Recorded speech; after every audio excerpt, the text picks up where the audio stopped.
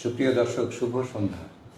মেহেরপুর প্রতিদিন স্টুডিও থেকে মাহবুব চান্দু আপনাদেরকে স্বাগত জানাচ্ছি। মুক্ত কথা অনুষ্ঠানের আজকে যে অতিথিকে আমরা আমন্ত্রণ জানিয়েছি, আমার মেহেরপুরের খুব সজ্জন মানুষ, মেহেরপুরের প্রিয় ব্যক্তিত্ব। এটা বলার আগে তার ঢাকার পরিচয়টা দিয়ে আমি তার সাথে, নাম হচ্ছে আসলাম শিহির। উনি ঢাকা বিশ্ববিদ্যালয়ের প্রাক্তন ছাত্রনেতা, একসময় তুখোড় ছাত্রনেতা।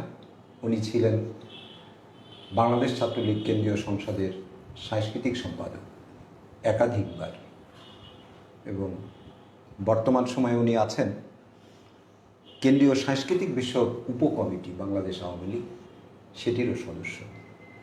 রাজনৈতিক এবং সাংস্কৃতিক অঙ্গনে আসলাম শিহির অত্যন্ত পরিচিত একটি মুখ। ওনার আর একটা পরিচয়ও আছে। বাংলাদেশ টেলিভিশনে উনি একটা অনুষ্ঠান করেন, প্রবাসী প্রিয়জন, যেটা দীর্ঘ 11-12 বছর, 12 বছর, প্রায় এক যুগ পার হতে চলেছে, যে খুব জনপ্রিয় একটি অনুষ্ঠান, বিশেষ করে প্রবাসীদের কাছে তো বটেই। আসলাম শিহিরকে আজকে আমি মেহেরপুরে পেয়ে মূলত আমি মুক্ত কথায় নিমন্ত্রণ জানিয়েছি, অনেকটা আকস্মিকভাবে। অনেকটা আমি লোকটা সামলাতেও পারিনি, যে আসলাম শিহিরকে যখন আমি বলছি যে মেহেরপুরে আসার তো খুব বেশি সুযোগ হয় না, সেক্ষেত্রে অন্তত মুক্ত কথা অনুষ্ঠানে দুটো কথা বলেই যান। সেই ক্ষেত্রেই আসলাম শিহিরের আমাদের এই মেহেরপুর প্রতিদিন মুক্ত কথা অনুষ্ঠানে আসা, আমি একই সাথে কৃতজ্ঞতাও প্রকাশ করছি তার কাছে যে সে আমাদের এই অনুষ্ঠানে এসেছে। আসলাম শিহির, আপনাকে স্বাগত জানাচ্ছি এই মেহেরপুর প্রতিদিন মুক্ত কথা অনুষ্ঠানে। কেমন আছেন? ধন্যবাদ মাহবুব চান্দু। আপনার এই মুক্ত কথা অনুষ্ঠানটি আমি মাঝে মাঝে দেখি, খুবই ভালো লাগে। আপনি আমার একজন প্রিয় মানুষ, তো আমি ভালো আছি। আর সাথে একটু সংশোধনী দিয়ে দিই, আমি মেহেরপুরে এখন কিন্তু মানে কদাচিৎ দেখা যায়, এই বিষয়ে আর নেই। আমি কিন্তু রেগুলার এখন মেহেরপুরে আসি এবং থাকি। হ্যাঁ, আমি চেষ্টা করছি যে মেহেরপুরের মানুষের সাথে আমার যে মানে জন্মের যে সম্পর্ক, সেই সম্পর্কটা আবার নিয়মিত একটা মানে পরিক্রমায় নিয়ে আসার জন্যে আমি রেগুলারই থাকার চেষ্টা করছি। রাইট। আপনি জানেন যে আমাদের মেহেরপুরের একমাত্র পত্রিকা এই মেহেরপুর প্রতিদিন। এই মেহেরপুর প্রতিদিনের এটা একটা ডেইলি পেপার। এর সাথে আমরা কয়েকটি কন্টেন্ট নিয়ে কাজ করি। এই মুক্ত কথা তারই হচ্ছে একটি অংশ। আরেকটি একটা টক শোয়ে আছে, সেটা গণমাধ্যমের কর্মীদেরকে নিয়েই সাধারণত করি, সেটা হচ্ছে সংবাদ বিশ্লেষণ। একই সাথে চলতে চলতে ধাঁধা, এ ধরনের প্রোগ্রামও করে থাকি। আমরা চেষ্টা করছি এই গণমাধ্যমের যে ইয়েগুলো আছে আর কি, যে শাখাগুলো আছে, আমরা সমস্ত শাখাতেই একটু পদচারণা করে মেহেরপুর প্রতিদিনকে একটা পর্যায়ে নিয়ে যাওয়ার চেষ্টা করছি। আপনি নিশ্চয়ই এগুলাকে লক্ষ্য করেছেন। যদি মেহেরপুর প্রতিদিন বা এই গণমাধ্যম, মেহেরপুরের গণমাধ্যম নিয়ে যদি আমরা আলোচনাটা শুরু করি। হ্যাঁ, নিশ্চয়ই। আসলে আমি মেহেরপুরের যে গণমাধ্যম, এটা একসময় গেছে যেখানে একটি বা দুটি পত্রিকা খুব খুঁড়িয়ে খুঁড়িয়ে চলার চেষ্টা করেছে। সেই 80-র দশকের শুরুর কথা বলছি আমি।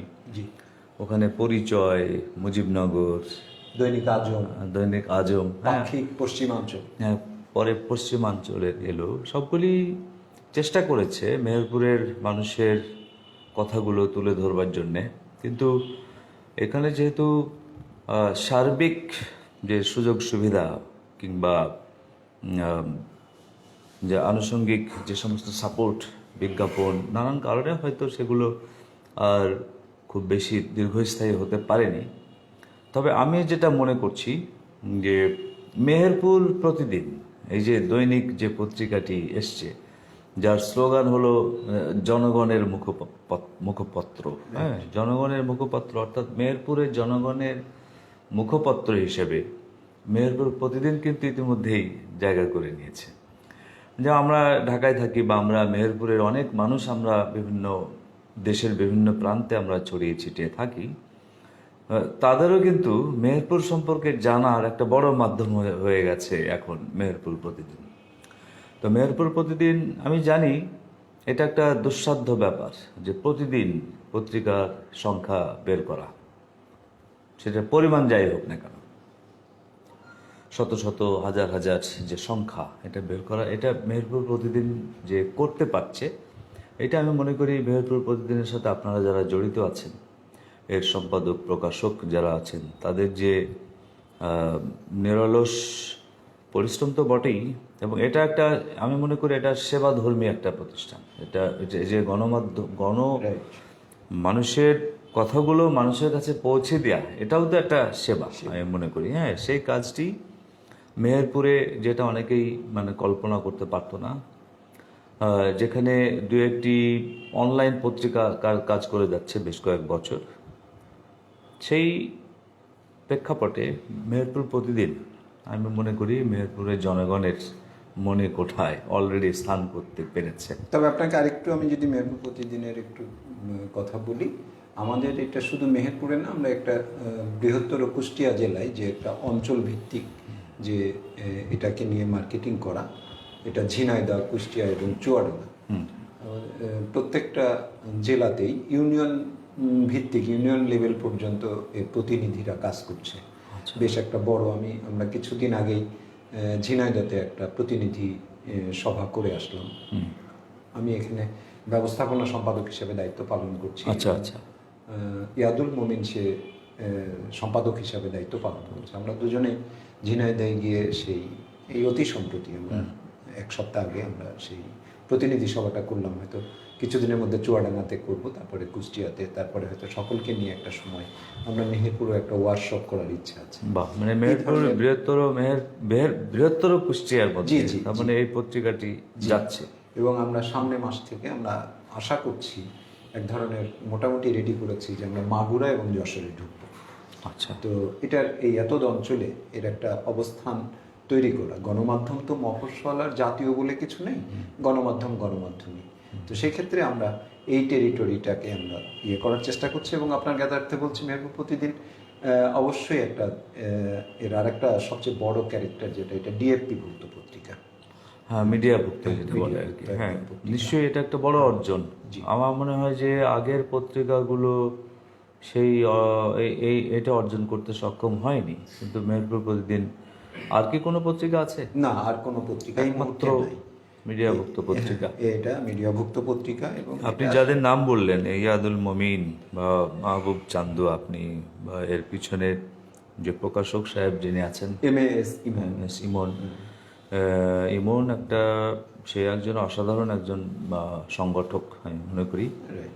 সে যে কোনো কিছুতেই হাত দেখ না কেন, সে খুব সফলতার সাথে সেগুলো সম্পূর্ণ করে বলে আমি জানি, এবং আমি নিশ্চিত যে তার পরিচর্যায় মেহেরপুর প্রতিদিনও একদিন সারা বাংলাদেশেই এটা সফল পত্রিকা হিসেবে সামনে এগিয়ে আসবে। আমরাও আশা করছি। আসলে এইগুলো তো আসলে সত্যিকার অর্থে একজন প্রকাশক যদি সেই ন্যাকটা যদি না থাকে, আসলে এটা তো আপনি যেটা উল্লেখ করছিলেন যে এটা daily paper, not a matter of joke, এটা টাফ জব। নিশ্চয়ই এইটার টোটাল লাইবিলিটিসটা তো মূলত প্রকাশককে নিতে হয়। হ্যাঁ, আমরা হয়তো অন্যান্য সাইটগুলোকে দেখছি। আপনারা গর্বিত। আমি আবারও বলবো যে একজন সফল সংগঠককে আপনারা পেয়েছেন প্রকাশক হিসেবে। তো আমরা একটু প্রসঙ্গে যাই, আর একটা প্রসঙ্গে। আপনি কেন্দ্রীয় সংসদ, এই কেন্দ্রীয় রাজনীতির সাথে সম্পৃক্ত, এবং সেটা ছাত্র রাজনীতি থেকে, এবং ছাত্র রাজনীতিতেও আপনি বাংলাদেশ ছাত্রলীগের মতো একটি ঐতিহ্যবাহী সংগঠনের সাংস্কৃতিক সম্পাদক হিসাবে একটি সম্পাদকীয় পদ আপনি সেখানে হোল্ড করেছেন। এবং আপনি ঢাকা বিশ্ববিদ্যালয়ের ছাত্র, দেশের সর্বোচ্চ বিদ্যাপীঠ। সেই ক্ষেত্রে সেই সময়ের ছাত্রলীগ আর আমার বাংলাদেশ ছাত্রলীগ বর্তমান সময়ে, মেহেরপুর আপনার জন্মস্থান, মেহেরপুরের ছাত্র রাজনীতি, আমি এই ছাত্র রাজনীতিটা দিয়ে শুরু করি যে যেহেতু আপনি ছাত্র রাজনৈতিক নেতা ছিলেন, মেহেরপুরের ছাত্র রাজনীতিকে কিভাবে দেখছেন? ইদানিংকালে আপনি উল্লেখ করলেন যে আপনার আসা যাওয়াটাও বেড়েছে অনেক, কানেক্টিভিটিটা আপনি এর চেয়ে আরো বাড়াতে চাচ্ছেন, চেষ্টা করছেন। চেষ্টা করছেন। সেই ক্ষেত্রে মেহেরপুরের ছাত্র রাজনীতিটাকে আপনি কিভাবে দেখছেন? আপনি তো আমাদের খুবই সমসাময়িক, আপনিও আমাদের একজন অতি আপনজন বন্ধু মানুষ, আপনি সবই জানেন এবং আপনি দেখেছেন, আপনার চোখের সামনেই সব কিছু ঘটেছে মেহেরপুরের রাজনীতিতে। মানে আমি 1976 সালে আমার মনে আছে, আমি মেহেরপুর সরকারি উচ্চ বিদ্যালয়ের ছাত্র। আমি তখন 6-এ পড়ি। ওই আমি 76 সাল থেকেই আমি সরাসরি রাজনীতি করি। কেমন যেন আমার একটা আমার স্মৃতির মধ্যে আছে, যেটি 75 সালের বঙ্গবন্ধু যখন নিহত হলেন, যেদিন নিহত হলেন সেদিনই ভোরবেলায় যখন আমি নিউজ শুনি, আমাদের বাড়ির যে বারান্দা, তার পাশে আব্বা সহ আমাদের বাড়ির লোকজন আমরা সবাই আওয়ামী লীগের সাথে জড়িত ছিলাম। আমার আব্বাও আওয়ামী লীগের একজন সংগঠক নেতা ছিলেন। তো আমার মনে আছে ওই খুনি মেজর ডালিমের সেই যে ঘোষণা, এটা আমার এখনও কানে বাজে এবং আমি কোনোভাবে এটা মানতে পেরেছিলাম না। এটা আমি সহ্য করতে পারিনি যে বঙ্গবন্ধু শেখ মুজিব তাকে এরা হত্যা করেছে। এবং আমি আমাদের ওই বারান্দায় বসে বসে আমার আব্বা আমরা নির্দিষ্টভাবে আমরা যে কান্না করেছিলাম সেটা আমার এখনো মনে আছে। আমরা কান্নাকাটি করছিলাম, চোখ মুছছিলাম, আমার ভাইরাও সব একজন বিভিন্ন জায়গায় দাঁড়িয়ে বসে সব শুনছে। আর তো সেটা আমার মনের মধ্যে খুব আমার একটা গেঁথে গিয়েছিল যে আমরা এমনই একটা জাতি যে আমরা আমাদের নেতাকে আমরা এভাবেই নৃশংসভাবে হত্যা করতে পারি। তো আমি যখন মেহেরপুর সরকারি উচ্চ বিদ্যালয়ে যখন ভর্তি হলাম, তখন আমি কেন জানি আমি সরাসরি রাজনীতির সাথে আমি সম্পৃক্ত ছিলাম। এবং আমার মনে আছে যে ওই সময় বঙ্গবন্ধু কিংবা আওয়ামী লীগ বা নৌকা, এসব মার্কা এগুলি কথায় বলা যেত না, আপনি জানেন। সেই সময় আমরা কিছু মানুষ, অল্প বয়সী পোলাপান, আমরা কিন্তু সুযোগ পেলেই এইসব নিয়ে আমরা কাজ করতাম, কথা বলতাম। আমরা মেহেরপুরের শহরের এখানে আমরা মানে ছোট কর্মী হিসাবে আমরা দেয়াল লিখন করতাম, সবগুলি আমরা করতাম। এবং আমার মনে আছে যে আমরা যখন অনেক রাতে, যখন আমি 8-9-এ পড়ি, তখনও কিন্তু যেমন আমাদের নেতা ছিলেন ওই সময় আমাদের সহিউদ্দিন সাহেব, উনি তো অসাধারণ একজন নেতা ছিলেন, আমাদের মেহেরপুরের একজন গর্ব। তার মতো নেতার নেতৃত্বে আমরা তার ছায়ায় বলেন আমরা কিন্তু রাজনীতিটা শুরু করেছিলাম। এবং তার যে বাড়ি মেহেরপুর শহরের মধ্যখানে, সেখান থেকে আমি 8, 9, 10, 11, 12 পর্যন্ত, কলেজে যাওয়া পর্যন্ত আমরা ওই বাসাতে ঘাঁটি করে। এবং আপনি জানেন যে 1981 সালে 81 সালে যখন কলেজের নির্বাচন হতো, তখন আমরা স্কুল থেকে গিয়ে কলেজ নির্বাচনে মানে মিছিল করতাম। এবং আমরা বাংলাদেশ ছাত্রলীগকে কিন্তু আমরা বিজয়ী করতে পেরেছিলাম। এটা আপনি মনে হয় স্মরণে আছে যে ওই কঠিন সময়ে সামরিক শাসন, এবং সেখানে আমাদের নেতা আইয়ুব হোসেন জিএস ছিলেন, আমাদের আব্দুল সালাম উনি এজিএস ছিলেন। হ্যাঁ, অনেক মানে খুব বড় অর্জন ছিল সেটা আমাদের জন্য। এবং আমাদের একটা বড় ভিত্তি ওই সময় আমরা ছাত্রলীগের নামে আমরা প্রতিষ্ঠিত করতে পেরেছিলাম মেহেরপুরে। এবং যখন 1984 সালে মেহেরপুর জেলা ছাত্রলীগের সম্মেলন হলো, তখন কিন্তু আমাদের বেশ কিছু নেতা, আপনি জানেন অনেক নেতা আছে যারা খুবই মানে অত্যন্ত মানে দুঃশাসনের মধ্যে। 82 সালে যখন এরশাদ সাহেব ক্ষমতায় এলেন, তখন তো আর একটা দুঃশাসন এলো। সেটা আমরা তখন কলেজে আমরা ঢুকলাম এবং ফেস করলাম। তখন আমরা এরশাদের যে রাজনৈতিক দল নতুন বাংলা ছাত্র সমাজ নামেও কেউ কেউ আসার চেষ্টা করেছে, এদেরকে আমরা বিতাড়িত করে ওখানে আমরা বঙ্গবন্ধুর আদর্শ আমরা কায়েম করেছিলাম, আপনি জানেন। এবং 84 সালের যে সম্মেলন হলো বাংলাদেশ ছাত্রলীগের 84-85 সালের দিকে, সেই সম্মেলনেও আমি ছিলাম 2 নম্বর ভাইস প্রেসিডেন্ট। আচ্ছা, যেহেতু আপনি একটু শুনতে চেয়েছিলেন, আমি আর একটু শেষ করি। পরে আমি ঢাকা বিশ্ববিদ্যালয়ে যখন ভর্তি হলাম ইংরেজি বিভাগে, তখন আমি আমি রাজনীতির পাশাপাশি আমি কিন্তু সাংস্কৃতিক কর্মকাণ্ডে, আপনি জানেন যে আমি এখানে মেহেরপুর স্কুল কিংবা কলেজেও কিন্তু আমি সাংস্কৃতিক ইয়েতে মানে রানার্স এটা আপনার স্কুল থেকে? চ্যাম্পিয়ন এগুলি সবই হয়েছিলাম। এর পাশাপাশি আমরা রাজনীতিও ওই ধারাটা আমরা ধরে রেখেছিলাম যে ছাত্রলীগ যারা করে, বঙ্গবন্ধুর আদর্শের যারা সৈনিক, তাদেরকে অবশ্যই সংস্কৃতিবান হতে হবে। Right. এই পদ্ধতি বা এই আদর্শে আমরা কিন্তু তখন আমরা বড় হচ্ছিলাম আর কি। তো যাক, এটা পরবর্তীতে আপনি জানেন, আপনি বলছিলেন যে আমি 1992 সালে গিয়ে আমি ছাত্রলীগের কেন্দ্রীয় সাংস্কৃতিক সম্পাদক হলাম, যখন 69 সদস্যের কমিটি, এটা সারা বাংলাদেশ থেকে একদম সাচ্চা কর্মীদেরকে বেছে নিয়ে এটা করা হতো। সেটাই। এবং আমি পরপর ওটা 2বার হলাম। তারপর তো আমি দীর্ঘদিন 1904 সাল থেকে আমি আওয়ামী লীগের সাংস্কৃতিক উপকমিটির সাথে কাজ করছি। এই যে সাংস্কৃতিক উপকমিটির সাথে কাজ করছেন, আমি এই বিষয়টাই আসবো। আমি রাজনীতির এই আলাপটুকু একটু শেষ করি। ছাত্রলীগের একজন নেতা হিসাবে আমি এই কারণেই বলছি যে আমি সারা বাংলাদেশের রাজনীতির প্রেক্ষাপট নিয়ে আলোচনা করতে গেলে আমার ক্যানভাসটা অনেক বড় হয়ে যাবে। আমি এই কারণে বলছি যে আপনি মেহেরপুরের সন্তান হিসেবে মেহেরপুরের ছাত্র রাজনীতির সাথে এখন যারা যুক্ত আছে, যারা নেতৃত্ব দিচ্ছে, এদের সাথে আপনার কানেক্টিভিটি কতটুকু, এবং এদের, আমি এই প্রশ্নটা কেন করছি, এই প্রশ্নটা এদেরকে দেখে আমার অনেক ক্ষেত্রে এরা যখন বক্তৃতা করে বা আমি ছাত্রলীগের বর্তমান সময়ের সভাপতি, আমি তাকে নিয়েও আমি আপনার এই চেয়ারে বসি, আমি টক শো করেছি। আমি চেষ্টা করেছি যে আমিও একজন সমাজ সচেতন মানুষ যদি হয়ে থাকি, তাহলে আমি অন্তত আমাদের যারা উত্তরসূরি হিসাবে যারা আসছে, তাদেরকে অন্তত প্রত্যেকের জায়গায় থেকে প্রত্যেকের কাজ করার সুযোগ আছে, তাদেরকে অন্তত সেইভাবে মোটিভেশন দেওয়া, তাদেরকে একটা পর্যায়ে নিয়ে যাওয়া। তা আমি অনেক ক্ষেত্রে তাদের সীমাবদ্ধতা লক্ষ্য করেছি। এই সীমাবদ্ধতার জন্য আমার খুব বেশি তাদেরকে আমি যতটুকু না দায়ী করতে পেরেছি, তার চেয়ে বেশি আমার কাছে মনে হয়েছে যে এখানে আমরা যারা অগ্রজ, এখানে আমাদের দায় আছে অনেক। নচেত এদের অবস্থাটা এমন হবে কেন, যারা আমরাও একটা সময় ছাত্র রাজনীতি করে আসলাম, এদের পরিস্থিতিটা এমন হবে কেন? এই কারণে আমি আসলাম শিবিরের কাছে, জানতেই চাই যে মেহেরপুরের এই অবস্থাটা আপনি কিভাবে দেখছেন। এটা মাহবুব চান্দু, এটা আসলে শুধু মেহেরপুরের প্রেক্ষাপট নিয়ে কথা বললে হবে না। এটা একটা সারা বাংলাদেশের একটা ছাত্র রাজনীতি বলুন বা যুব রাজনীতি, সব জায়গার একটা নতুন চরিত্র পরিলক্ষিত হচ্ছে।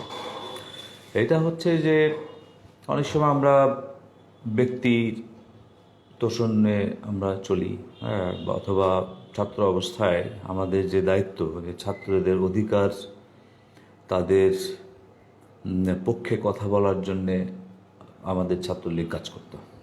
এবং অনেক সময় জাতীয় যে সমস্ত আন্দোলনের পরিপ্রেক্ষিত তৈরি হতো, সেগুলিতে আমরা সামনে থেকে আন্দোলন নেতৃত্ব দিতাম, আমরা কাজ করতাম। এবং আপনি জানেন, স্বৈরাচার বিরোধী আন্দোলন এবং আমাদের সব ধরনের যতগুলি আন্দোলন আছে, সব আন্দোলনে কিন্তু বাংলাদেশ ছাত্রলীগ সুনির্দিষ্টভাবে তারা নেতৃত্ব দিয়েছে। এবং সেই সব ছাত্র নেতাদেরকে আপনি চিনেন, যারা আমাদের নেতা ছিলেন, ঠিক আছে? আমাদের ওবায়দুল কাদের থেকে শুরু করুন, সুলতান মনসুর শুরু করুন, আমাদের মঈনুদ্দিন হাসান চৌধুরী, ইকবালুর রহিম, শামীম পান্না, সবাই কিন্তু একটি কঠিন সময়ে তারা কিন্তু এই সব নেতৃত্ব দিয়েছেন। আরও অনেক নেতা আমাদের আছেন, এবং তারা কিন্তু তাদের রাজনীতির মূল চর্চাই ছিল বঙ্গবন্ধুর আদর্শ। বঙ্গবন্ধুর আদর্শ বলছে স্বৈরাচারের সাথে কোনো আপোষ হবে না, অতএব আমরা স্বৈরাচারের বিরুদ্ধে আমরা রক্ত দিতে কুণ্ঠাবোধ করিনি। তাই তো আমাদের তো এরকমই ইতিহাস আমাদের।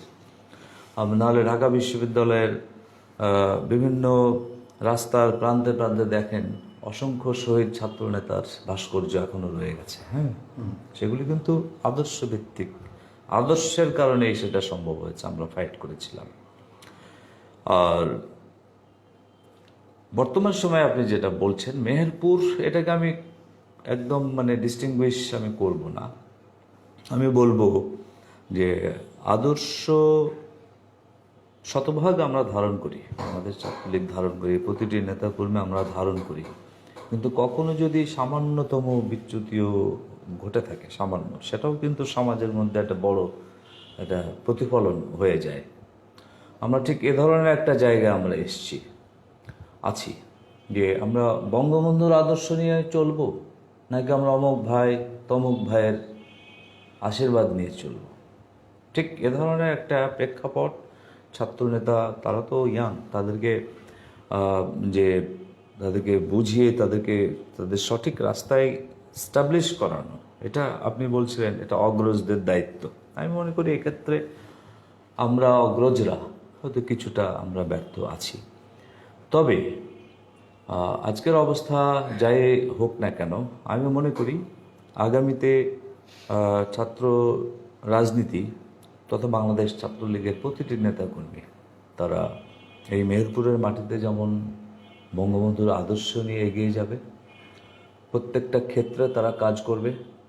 মেহেরপুর, সুন্দর একটা মেহেরপুর উপহার দেওয়ার জন্যে আমরা বড়রা যারা কাজ করছে, আওয়ামী লীগ করছে, যুবলীগ করছে, স্বেচ্ছাসেবক লীগ, শ্রমিক লীগ, সবাই যেভাবে কাজ করছে, ছাত্রলীগের বন্ধুরাও সেভাবেই তারা কাজ করবে আদর্শ বুকে নিয়ে।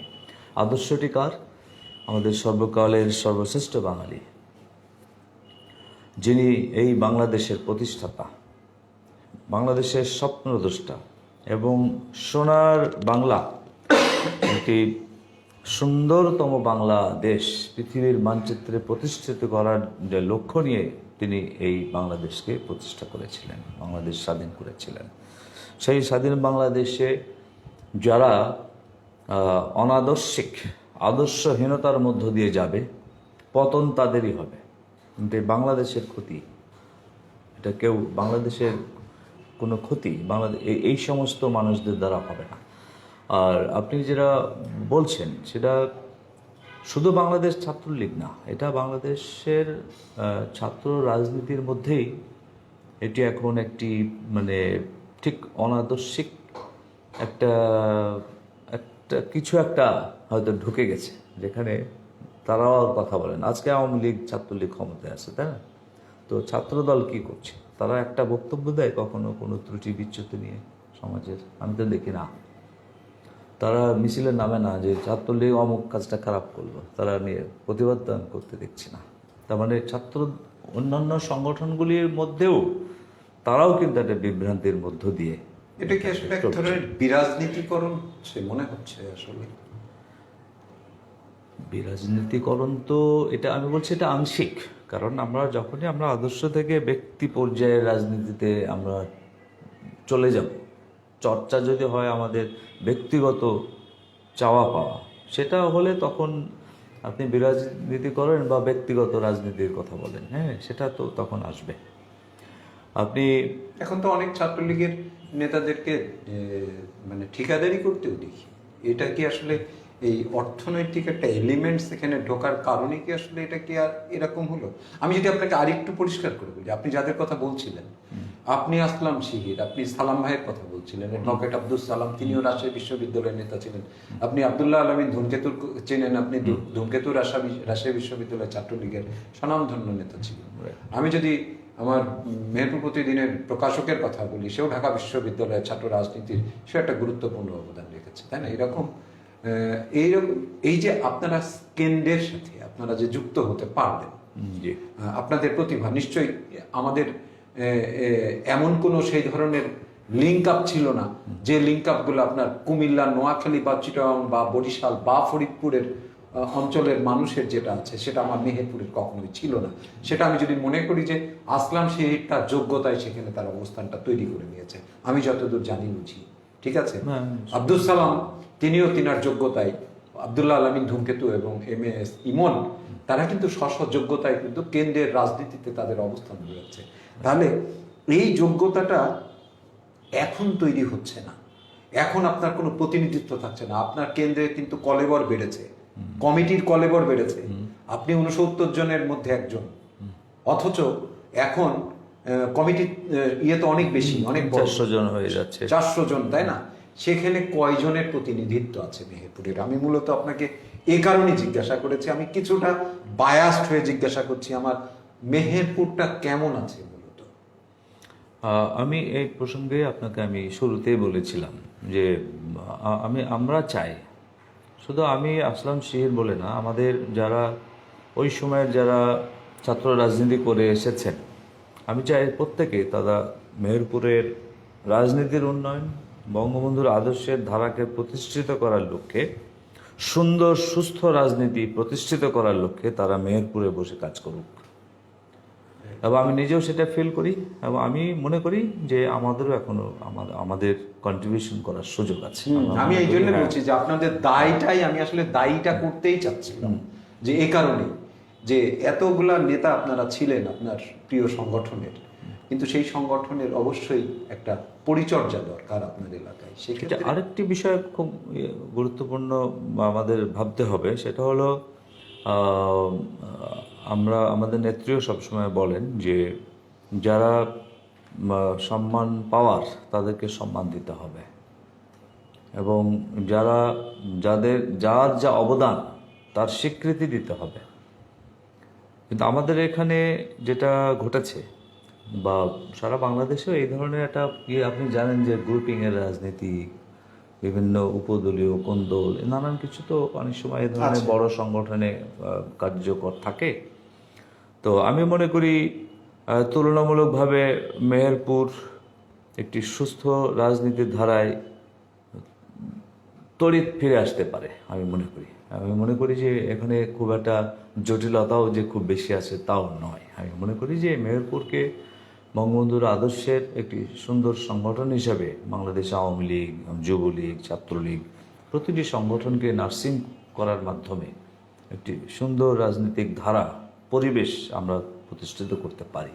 আমরা যখন দেখি যে পরবর্তী নেতৃত্বে কারা আসছে, এবং আমরা যদি দেখি বিশ্ববিদ্যালয় বা কলেজগুলোতে ছাত্র রাজনীতির যে ধারা, সেই ধারা থেকেই মূলত রাজনৈতিক নেতারা তৈরি হচ্ছে, তাই না?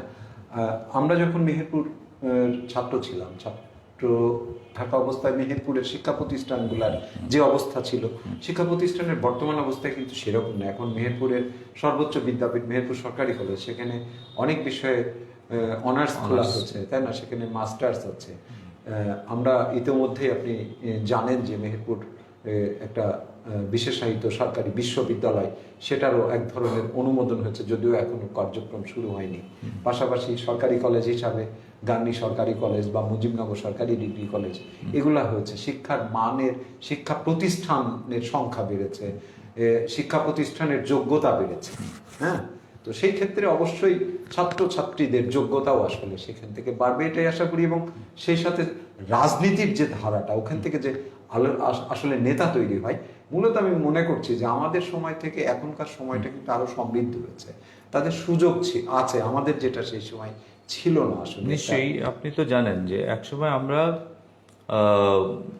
একদম বর্ডারের প্রান্তে সাইকেল চালিয়ে গিয়ে কর্মীকে আমরা খবর দিয়ে আসতাম। একদম তাই। এটা কিন্তু এখন করতে হচ্ছে না। টেকনোলজি আপনি ডিজিটাল বাংলাদেশ, আপনি যদি আপনার 500 কর্মীর তালিকা আপনার কাছে থাকে, আপনি একটা মেসেজ দিয়ে প্রত্যেককে আপনি আহ্বান জানাতে পারেন যে অমুক সময় আমাদের মিটিং বা সেমিনার, তোমরা চলে আসো। এটা ম্যাটার অফ 10 মিনিটস।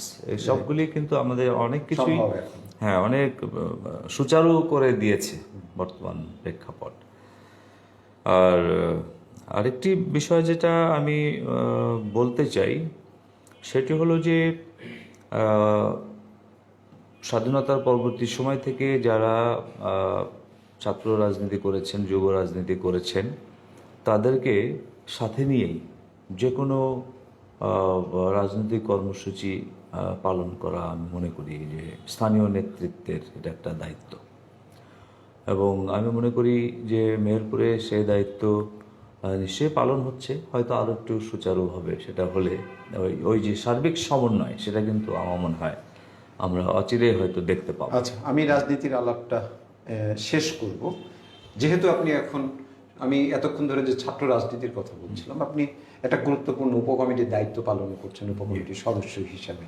সেই ক্ষেত্রে এই কেন্দ্রীয় সাংস্কৃতিক বিষয়ক উপকমিটি, আপনি দেখবেন, আমি আপনাকে যদি এখন ফুল ফ্লেজড একজন রাজনৈতিক নেতা হিসাবে যদি আমি দেখি, সামগ্রিক রাজনীতি নিয়ে যদি আপনি আপনার এই রাজনীতির আলাপের শেষ বক্তব্য করেন, যে কি ধরনের কি অবস্থা বাংলাদেশের বর্তমান সময়ে তৃতীয় স্পেলে আওয়ামী লীগ রাষ্ট্র ক্ষমতা পরিচালনা করছে।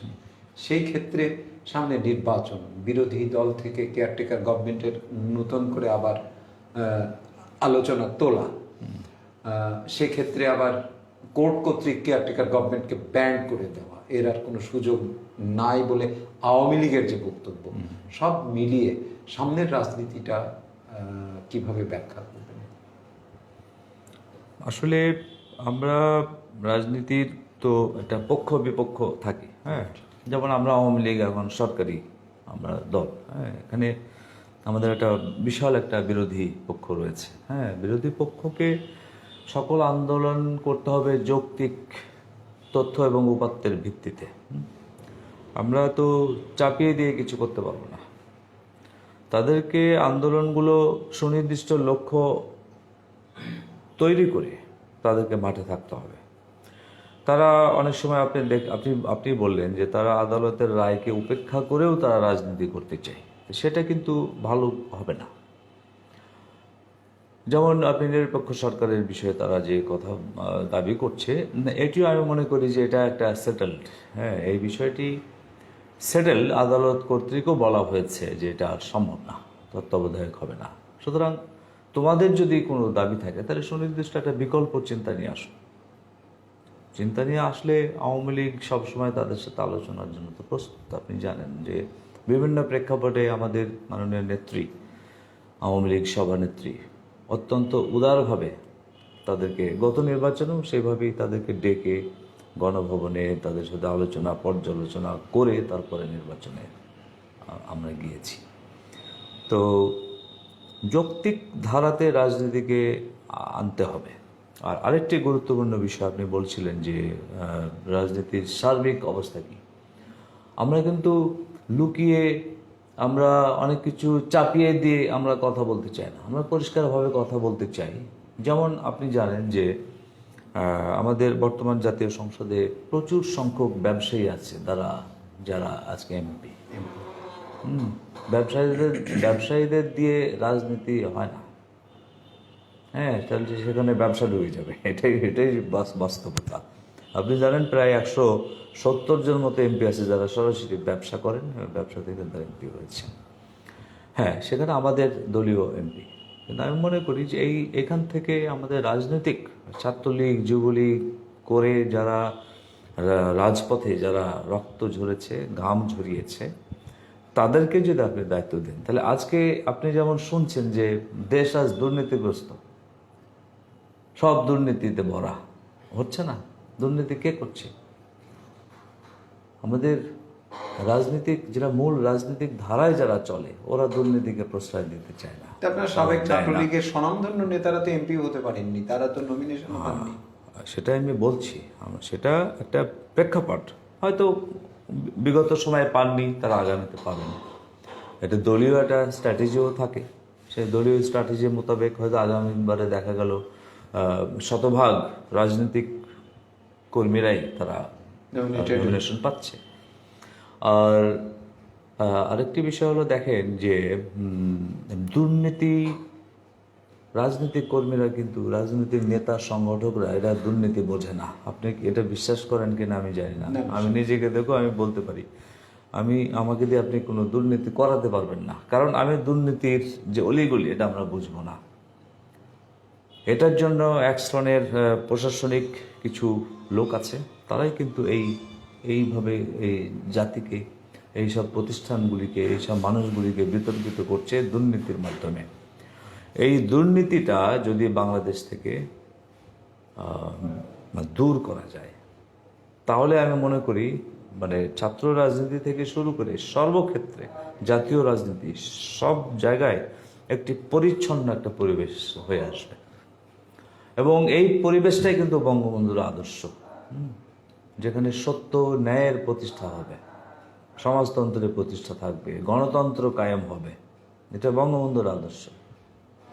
আমরা বঙ্গবন্ধুর আদর্শকে দূরে ঠেলি, আমি ব্যক্তিগত আদর্শ দিয়ে আমি বেশি দিন চলতে পারবো না। সেজন্য আমি মনে করি যে হয়তো এই যে আমাদের, আপনি জানেন যে আমাদের মাননীয় প্রধানমন্ত্রী, আওয়ামী লীগ সভানেত্রী, তিনি কিন্তু দুর্নীতির বিরুদ্ধে ইনটলারেন্স ঘোষণা করেছেন। তিনি সেটাকে জিরো টলারেন্সের মধ্যে তিনি নিয়ে এসছেন। কিন্তু তার একার পক্ষে তো সব কিছু সম্ভব না। তার যে সমস্ত ওয়েপন্সগুলি আছে তাদেরকে অবশ্যই সেই বিষয়ে মানসিকভাবে তৈরি হয়ে আসতে হবে। আমি মনে করি যে আগামীতে আমাদের নেত্রীর এই যে একটি স্বপ্ন, দুর্নীতিমুক্ত বাংলাদেশ গড়া, আদর্শহীনতার রাজনীতি থেকে সরে আসা, এই জায়গাগুলি থেকে আমরা একটি সুন্দর রাজনীতির ধারা। আপনি বলছিলেন 170 জন এমপি হচ্ছেন সংসদে ব্যবসায়ী। আমরা কি আসলে সে ধরনের কি মানে শুধুমাত্র আমরা যদি ওভারঅল হিসাব করি তাহলে রাজনৈতিক যারা থাকবেন তারা কি আসলে তাদের তো একটা প্রফেশন থাকবে, তাই না? তারা কেউ ব্যবসা করতেই পারে। আমাকে দিয়ে আমি প্রশ্ন করি, আমাকে আপনি যদি নমিনেশন দেন, নমিনেশন দেন, আর আমার হাতে যদি আপনি একটি খুব বড় অঙ্কের অর্থ না দেন, তাহলে কিন্তু আমি মাঠে মারা পড়বো। মানে আমাকে দিয়ে জিতে আসা সম্ভব হবে না, এটা তো আপনি মানেন। রাজনীতিতে তাহলে এই যে টাকার মানে এটাকে আমরা বলছি যে আসলে অনেক সময় যে আসলে এত টাকা মানে নির্বাচনে ব্যয়, টাকার কারণে তো ব্যবসায়ীরা আজকে এই সমস্ত জায়গায় এসে গেছে। তাহলে সেই জায়গাটা যদি আপনি প্রতিষ্ঠানগতভাবে সেগুলোকে যদি আপনি পাহারা দিতে না পারেন, সেটাকে যদি আপনি ফাংশনিং করতে না পারেন, তাহলে কি আপনি আসলে এই নির্বাচনে এই যে টাকার যে প্রাদুর্ভাব, টাকা যে পরিমাণ টাকা চার্জ করা হয় ওখানে, এইটা যদি আপনি ঠেকাতে না পারেন তাহলে তো দুর্নীতি ঠেকাতে পারবেন না। তাহলে সেই ক্ষেত্রে যদি আপনি ওই প্রতিষ্ঠানগুলোকে আপনি রিফর্ম যদি না করেন, ক্ষমতা তো আছে কিন্তু সেটা তো ফাংশনিং হয় না। এটা কি ঠিক? আমরা এই জায়গায় এসে আমরা থেমে গেলে হবে না। আমরা শুধু দেখেই গেলাম আর বলেই গেলাম আর আমরা থেমে গেলাম তা না। আমরা কিন্তু আমাদের দল বাংলাদেশ আওয়ামী লীগ কিন্তু এগিয়ে চলছে। হ্যাঁ, তারা এই সবগুলি বিষয়েই কিন্তু একদিন আমি মনে করি সব সাইড করে সুস্থ স্বচ্ছ মানুষদেরকেই তারা নমিনেশন দেবে। এবং আপনি জানেন যারা এখন এমপি আছে ব্যবসায়ী বলে অস্বচ্ছ, আমি সেটাও বলছি না। আমি বলছি যে এখন নির্বাচন করার প্রক্রিয়াটা যেটা আছে সেখানেই আপনাকে কোটি কোটি টাকা মাঠে নিয়ে নামতে হবে। আচ্ছা, আপনি এটা তো একজন সৎ রাজনীতিকের পক্ষে সম্ভব না। রাইট। এখন যদি বিষয়টা এইভাবে বলি যে যারা আপনি যদি সংবিধানের একটা মৌলিক জায়গা, সেই জায়গাগুলোর যদি বাস্তবায়নের ক্ষেত্রে আপনি কার্যকর কোনো পদক্ষেপ না নেন, তাহলে কি সেটা সংবিধান লঙ্ঘন হবে না? আমি যদি আপনাকে উদাহরণ দিই, যে আপনি শব্দটা বললেন যে আসলে আমাদের সাম্যের অর্থনীতি চর্চার ক্ষেত্রে সমাজতন্ত্র একটা মৌলিক যে 4টা স্তম্ভ, তার মধ্যে সমাজতন্ত্র আছে। তাহলে আমরা কি আসলে রাষ্ট্র কর্তৃক এই ধরনের পুঁজিবাদী একটা ব্যবস্থার মধ্যে সমাজতান্ত্রিক একটা অর্থনীতি পরিচালনার ক্ষেত্রে, সেই ধরনের একটা সমাজ কাঠামো নির্মাণের ক্ষেত্রে আপনার এই তৃতীয় স্পেলের রাষ্ট্র পরিচালনার জন্য আওয়ামী লীগ সেখানে কোনো কার্যকর কোনো পদক্ষেপ গ্রহণ করতে পেরেছেন? আপনি জানেন মনে হয় আওয়ামী লীগ কিন্তু কার্যকর পদক্ষেপ নিয়েই তারা এগিয়ে যাচ্ছে। আপনি গত নির্বাচনেও তারা কিন্তু সুনির্দিষ্টভাবে আমাদের নেত্রী 2041 সাল পর্যন্ত একটা লক্ষ্য স্থাপন করেছেন। সেখানে দেখবেন যে প্রত্যেকটা জিনিস কিন্তু স্বচ্ছতার সাথে এগিয়ে নিয়ে যাওয়ার লক্ষ্য তিনি নির্ধারণ করে দিয়েছেন। এবং সেখানে আপনি যদি এই সুস্থ চিন্তা নিয়ে না চলেন তাহলে কিন্তু 2041-এর লক্ষ্যে আপনি পৌঁছাতে পারবেন না। অর্থাৎ আমাদের লক্ষ্য ঠিক আছে, কোনো কোনো ক্ষেত্রে আমরা হয়তো ভুল লোক নির্বাচন করে ফেলি, কিন্তু সেটা তো সময়ের পরিক্রমায় সেটা কিন্তু থাকবে না। পরে দেখা যাবে আমরা প্রত্যেক ক্ষেত্রে আমরা সুস্থ এবং যোগ্য ধারার মানুষজনই আমরা সামনে পাচ্ছি এবং তাদেরকে নিয়ে আমরা আমাদের লক্ষ্যে এগিয়ে যেতে পারি। আওয়ামী লীগ একটি অসাম্প্রদায়িক দল এবং মুক্তিযুদ্ধের নেতৃত্ব দানকারী দল হিসেবে আওয়ামী লীগের যে বক্তব্য, আওয়ামী লীগ এ ব্যাপারে কোনো মানে এটাকে অস্বীকার করার কোনো সুযোগ নাই যে 1970 সালের নির্বাচনের মধ্যে দিয়েই কিন্তু আওয়ামী লীগ সত্যিকার অর্থে তার এদেশ শাসন করা বা এদেশের সকল কিছুর অধিকার তারা কিন্তু অর্জন করেছিল জনগণ কর্তৃক। আমি যদি তার ধারাবাহিকতায় যদি আমি আপনাকে জিজ্ঞাসা করি যে আমার মুক্তিযুদ্ধের যে অঙ্গীকার, সেই একটা অসাম্প্রদায়িক বাংলাদেশ। আপনি একজন সাবেক ছাত্রনেতা এবং সর্বোচ্চ বিদ্যাপীঠ থেকে আপনি বিদ্যা অর্জন করেছেন এবং আপনি এখন জাতীয় রাজনীতিতে আপনি অবদান রাখার চেষ্টা করছেন। আমি যদি আপনাকে জিজ্ঞাসা করি যে একটি অসাম্প্রদায়িক রাষ্ট্র মানে গঠনের ক্ষেত্রে আমি আওয়ামী লীগ গভর্নমেন্টকে যদি এইভাবে সমালোচনা করি, সমালোচনা বলতে আমি ইডিওলজিক্যাল সমালোচনা, যেটা অসাম্প্রদায়িকতার দাবি করবেন, আবার আপনি 560টা মসজিদ করবেন, মন্দির বানাবেন, প্যাগোডা বানাবেন, ঠিক আছে, এই যে বিভিন্ন ধর্মীয় প্রতিষ্ঠান অপরাপর ধর্মাবলম্বী মানুষের ইয়েতে, সেই ক্ষেত্রে কি আসলে ওই লক্ষ্যে পৌঁছানো যাবে, বা এটা কি আসলে অসাম্প্রদায়িক বাংলাদেশ নির্মাণের ক্ষেত্রে এটা কি খুব সঙ্গত হবে? না, এটা তো আমি কোনো সমস্যা দেখছি না। আমিও দেখছি না। আমি বলছি যে তাদের এটা তৈরি করে দিতে হবে না, আমি তা বলছি না, কিন্তু ওটা যদি প্রয়োজন হয় তাহলে একটি সাম্যের অর্থনীতি তৈরির প্রশ্ন তো কার্যকর কোনো পদক্ষেপ নিতে হবে। এটা মানে খুব সাধারণ ব্যাখ্যা দিয়ে আমরা এটা আলোচনা করে নিতে পারি। সেটা হলো যে এই যে আমাদের দেশে কিন্তু প্রতিটি পাড়ায় মহল্লায় মসজিদের তো শেষ নেই, আছে অনেক প্রচুর মসজিদ।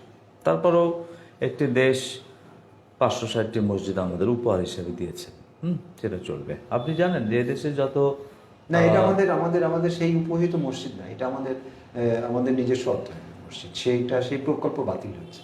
না, সেটা আমার জানা নেই, মনে হয় এটা আপনিও জানাটা সংশোধন করবেন। সেই প্রকল্পের না এটা।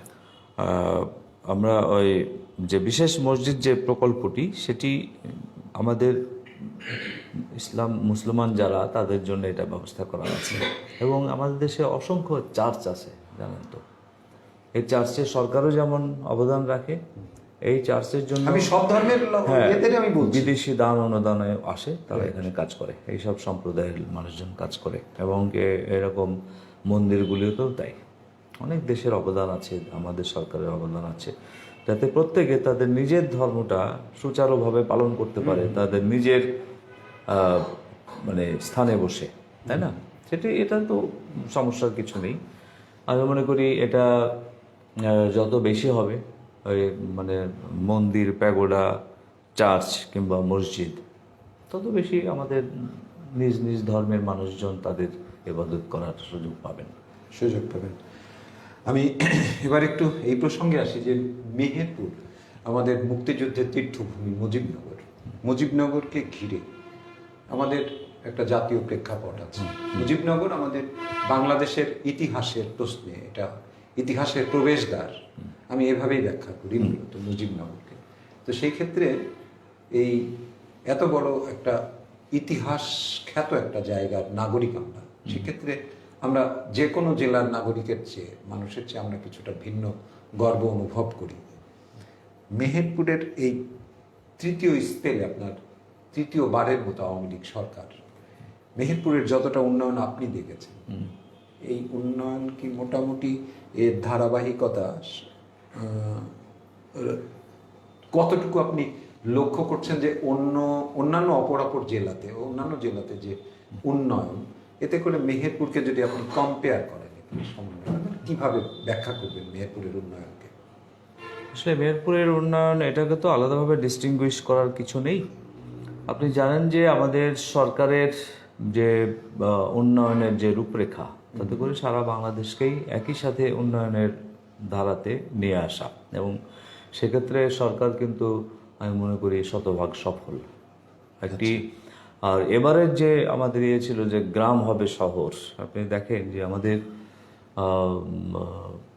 উন্নয়নের যে সমস্ত বিষয়গুলি আছে, আপনার রাস্তাঘাট থেকে শুরু করে, আপনার বিভিন্ন অফিস আদালত থেকে শুরু করে শিক্ষা প্রতিষ্ঠান, এগুলির মানে বাড়ানো, তাদেরকে ইয়ে করা, মানে আধুনিকায়ন করা বা আপডেটেড করা, সকল বিষয়গুলো, সেগুলিতে আমি মনে করি সরকার শুধু মেহেরপুর না, সারা বাংলাদেশেই সমানভাবে তার কাজ চালিয়ে যাচ্ছে।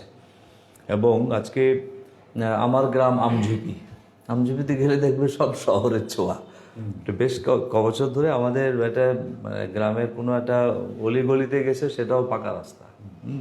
তার মানে আপনি যেমন যদি আপনি লন্ডনের একটা গ্রামের মধ্যে যান, সেখানে দেখবেন যে গ্রামের মধ্যে একটা পাকা রাস্তা আছে। এখন কিন্তু আমাদের গ্রামেও এটা দেখতে পাচ্ছি আমরা। তো সেরকম সব জায়গায় উন্নয়নের ছায়া আছে। তো মেহেরপুরকে আপনি যেটা বলতে চাচ্ছেন, আমার ধারণা আপনি বলছেন যে মেহেরপুর যেহেতু আমাদের মহান নেতার নামের জেলা, এই আমরা সম্মানিত এই কারণেই যে আমাদের এখানে মুজিবনগর আছে, আমাদের জাতির জনকের নামে একটি মাত্র জায়গা, সেটি হলো মুজিবনগর। এবং এই জায়গাটার উন্নয়ন আরো আরো বেশি আপনি দৃশ্যমান মনে হয় আপনি দেখতে চাচ্ছেন। হ্যাঁ, আমি ধরেন যে যদি আপনাকে পার্টিকুলারলি এইভাবে যদি বলি যে 2011 সালে আমাদের বর্তমান মাননীয় প্রধানমন্ত্রী মেহেরপুরে 17 এপ্রিলে মুজিবনগরে এসে যে প্রতিশ্রুতিগুলো দিয়েছিলেন, তার মধ্যে অন্যতম একটা প্রতিশ্রুতি ছিল রেল লাইনের কথা, এখানকার চেকপোস্টের কথা, ঠিক আছে, মুজিবনগর সরকারি কলেজ সরকারিকরণের কথা, সেটা হয়ে গেছে। আমাদের সরকারি কলেজগুলোতে সবই হয়ে গেছে। সরকারি কলেজগুলোতে বিভিন্ন আপনার অনার্স কোর্সগুলা সেগুলা হচ্ছে আমাদের ইতিমধ্যে ভৈরব খনন হয়েছে। সাম্প্রতিক সময়ে যেটা হয়েছে সেটা মুজিবনগরকে কেন্দ্র করেই হয়েছে, যে একটা বিশ্ববিদ্যালয়ের আমাদের দীর্ঘদিনের একটা দাবিও ছিল, তাই না? চেকপোস্টে এখনো সেই ধরনের একটা দৃশ্যমানই হয়নি। আমি যদি এইভাবে বলি যে আসলে আমি মাননীয় প্রধানমন্ত্রীর যে প্রতিশ্রুতি সেটা বাস্তবায়ন হতে কি আসলে একটু দেরি হয়ে গেল এখানে, ওনার যে প্রতিশ্রুতিগুলো ছিল? না, আমি এটা মনে করব না। কারণ আপনি দেখেন যে একটি স্থলবন্দর হওয়ার একটা স্বপ্ন, এবং তিনি বলেছেন যে এটা স্থলবন্দর একদিন হবে এখানে। এটা তো দু দেশের মধ্যেকার নানান কথাবার্তা, তাদের বৈঠক, অনেক কিছু হওয়ার ফলশ্রুতিতেই কিন্তু একটি জায়গায় এটা আসতে হবে। সেটা হয়তো ধীর গতিতে হলেও এখন তো মনে হয় শেষ পর্যায়ে সেটাও আমরা পেতে যাচ্ছি। আরেকটি ব্যাপার হলো, আপনি বললেন যে বিশ্ববিদ্যালয়ের একটা ঘোষণা এসেছে। এটা কিন্তু আমাদের মেহেরপুরের জন্য একটা বড় একটা আমি মনে করি অর্জন, এই ব্যাপারে কোনো সন্দেহ নেই। এবং এখানে আমাদের যারা নেতৃত্ব আছেন তাদেরও প্রচেষ্টা আছে সুনির্দিষ্টভাবে, আমি সেটা বলতে চাই। এখানে আপনি জানেন যে মেহেরপুরে আমরা মন্ত্রীও পেয়েছি একজন, এটাও কিন্তু আমাদের একটা মেহেরপুরের উন্নতির একটা স্বাধীনতা পরবর্তী সময়ে প্রথম মন্ত্রী, যেটা আমরা কখনোই আশাও করিনি যে আমরা কখনো মন্ত্রী পাবো। মানে আমরা এমনই একটা রিমোট এরিয়ার মানুষ যে আমরা গুরুত্বপূর্ণ মন্ত্রী, হ্যাঁ, এবং অত্যন্ত গুরুত্বপূর্ণ একটা মন্ত্রী আমরা পেয়েছি। এবং উনি খুব সেলিব্রিটি তো এখন। উনি বাংলাদেশের মন্ত্রীদের মধ্যে অত্যন্ত ফোকাসড, এবং উনি বেশ পপুলার একজন মন্ত্রী। হ্যাঁ, এবং আমাদের প্রতিমন্ত্রী ফরহাদ হোসেন, হ্যাঁ, তিনি তো গণমাধ্যমও খুব সুন্দরভাবে হ্যান্ডেল করেন, এবং গণমাধ্যমে তার যে বক্তব্যগুলো আমরা পাই সেটা নিঃসন্দেহে এটা প্রশংসনীয় আমি মনে করি। আরেকটি ব্যাপার হচ্ছে যে একটা মন্ত্রী একটি এলাকা থাকলে এটা অটোমেটিক্যালি অনেক কিছু হয়। যেমন আপনার এখন তো 1000 কোটি টাকার একটা উন্নয়নের একটা প্রকল্প মানে পাশ হয়ে গেছে, সেটা কাজ শুরু হচ্ছে। এটা হলেও মানে মেহেরপুরের একটা উন্নয়নের অনেকগুলি ধাপ আমরা আর একটু পরিষ্কারভাবে দেখতে পাবো। আমরা আরেকটি বিষয়ে একটু কথা বলতেই চাই, সময় প্রায় শেষ হয়ে আসছে আমাদের।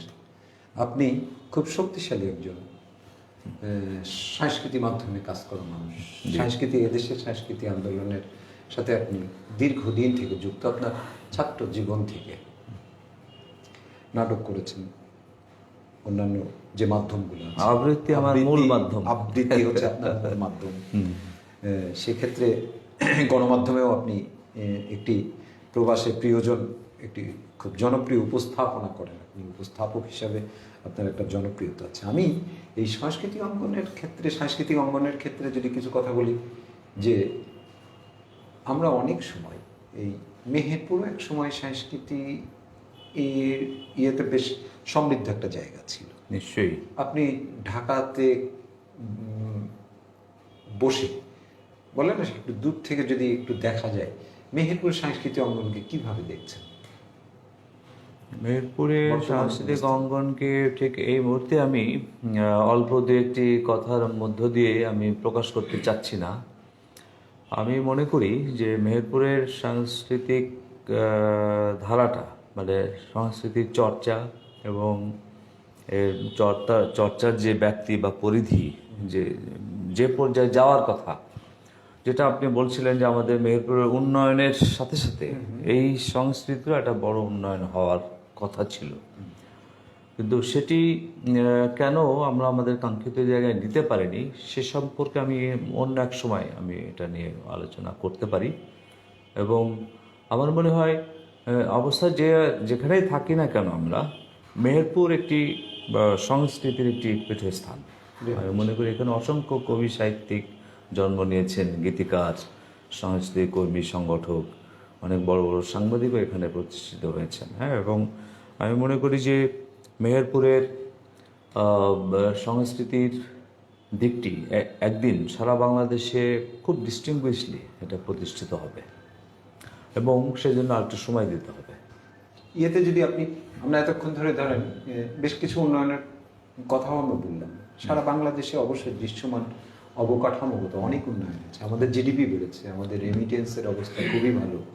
এই করোনাকালীন সময়ে সারা পৃথিবীর ম্যাক্সিমাম দেশ যখন আসলে সত্যিকার অর্থে অর্থনৈতিকভাবে এক ধরনের একটা যুদ্ধ মধ্যে অবস্থান করছে, তখনও কিন্তু আমাদের জিডিপি ভালো। আমি যেটা বলতে চাচ্ছি যে আমাদের তাহলে যদি আসলে আমরা একটা পজিটিভ জায়গায় আছি, এর মধ্যে থেকে আমাদের মানবিক যে জিডিপি, আমাদের চিন্তার উৎকর্ষতার যে জিডিপি, সেই জিডিপিগুলো যদি আমাদের সংস্কৃতিগত জিডিপি, হ্যাঁ, আমাদের ক্রীড়ার জিডিপি, এগুলো যদি আসলে উত্তরণ না ঘটে, তাহলে কি আমরা শুধুমাত্র ওই অবকাঠামোগত যে জিডিপি, এটা দিয়ে কি আসলে আমরা খুব সাস্টেনেবল একটা সোসাইটিকে নিয়ে যেতে পারবো কিনা? এখানে একটি কথা খুব গুরুত্বপূর্ণ আমি মনে করি এটা আনতে পারি, সেটা হলো ক্রীড়া ক্ষেত্রে যারা ক্রীড়াবিদ তাদের হাতেই ক্রীড়া ক্ষেত্রটি পরিচালনার দায়িত্ব দেওয়া উচিত। আপনি জানেন যে মেহেরপুরেই থাকেন, মেহেরপুরে একজন ক্রীড়া সংগঠক ছিলেন, যিনি সাধারণ সম্পাদক নিয়ে মৃত্যুবরণ করেছেন। তারপরে এই মেহেরপুরের ক্রীড়া অঙ্গনের যে বেহাল অবস্থা, 10 বছর কোনো ভোট নাই। হ্যাঁ, এখানে কোনো ভোট নেই, কিছু নেই, এবং এইভাবে এটা একটা গুরুত্বপূর্ণ সেক্টর। এর মাধ্যমে কিন্তু আপনি ওই যে মানবিকতাকে আপনি প্রতিষ্ঠিত করবেন। হ্যাঁ, আপনি সংস্কৃতি অবশ্যই সংস্কৃতির মানুষগুলির হাতে যেতে হবে। এখানে দ্বন্দ্ব, এখানে গ্রুপিং, এগুলি থাকলে হবে না। আপনি নেতা হতে পারেন, কিন্তু আপনি সবাইকে নিয়ে আপনাকে কাজ করতে হবে। এই ধরনের টেন্ডেন্সি অবশ্যই আনতে হবে আপনাকে। মেহেরপুর সীমান্তবর্তী এলাকা, আপনি জানেন, এই সীমান্তবর্তী এলাকায় এখানে সারা বাংলাদেশের যে কয়েকটি স্পট মাদকের, তার মধ্যে মেহেরপুর, চুয়াডাঙ্গা, এই বেল্টও একটা কিন্তু মাদকের স্পট, এ ব্যাপারে কোনো সন্দেহ নেই।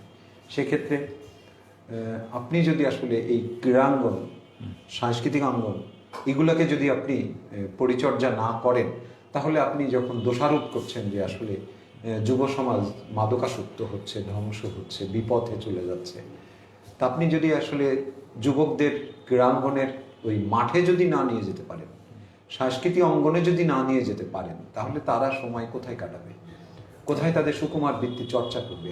আর সেটা যদি আসলে সেটা না থাকে, তাহলে তো এরা তো ডিরেল্ট হতে বাধ্য। স্বাভাবিক। তো আমি মনে করি যে মেহেরপুরের এই যে এটা আসলে সীমান্তবর্তী এলাকার কারণেই এই মাদকের প্রাদুর্ভাবটা এখানে বেশি।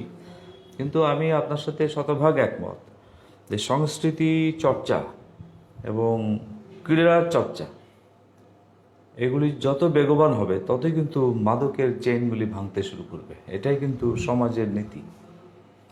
এবং আমি মনে করি যে হয়তো অচিরেই আমাদের মেহেরপুর যে এই ধরনের যে একটা বদনাম, মাদক বা ইত্যাদি, এগুলি থেকে আমরা বেরিয়ে আসতে পারবো, এবং আমাদের এখানকার সংস্কৃতি, ক্রীড়া, এগুলোর চর্চা সমন্বিতভাবে আরো শক্তিশালী হবে, এটা গতিশীল মনে করি। এটা আপনি গতিশীল। দেখেন এই যে কয়দিন আগে ইয়েতে, আপনি যদি এখন মেহেরপুরের ভৈরব নদে যান, আপনার মনটা জুড়িয়ে যাবে একদম।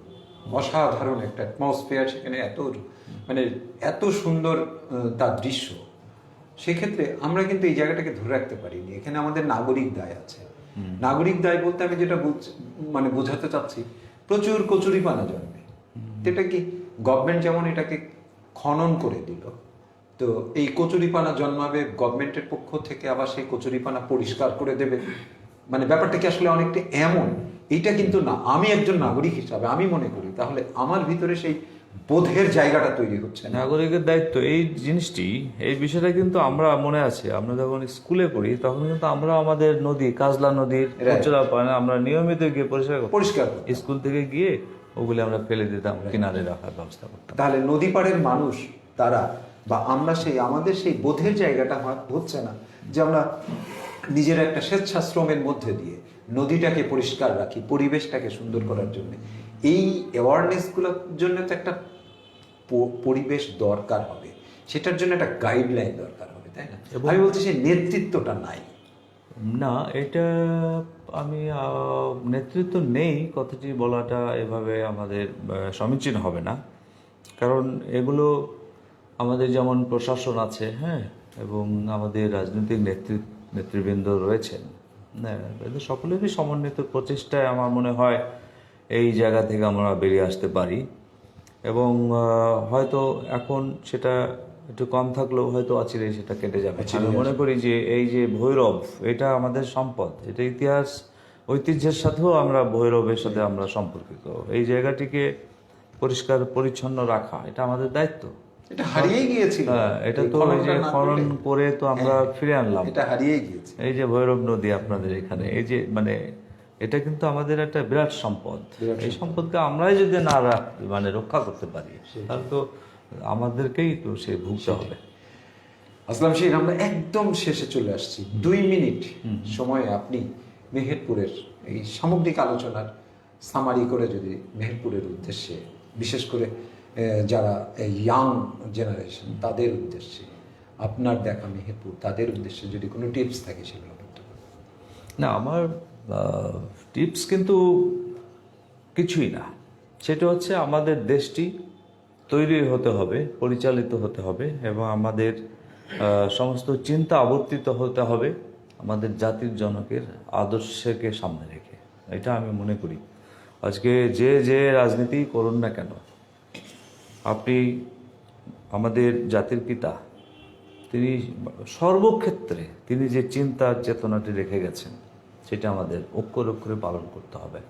তাহলে আমাদের নিজেদের কল্যাণ হবে, আমাদের এলাকার কল্যাণ হবে, সারা দেশের কল্যাণ হবে। এবং একদিন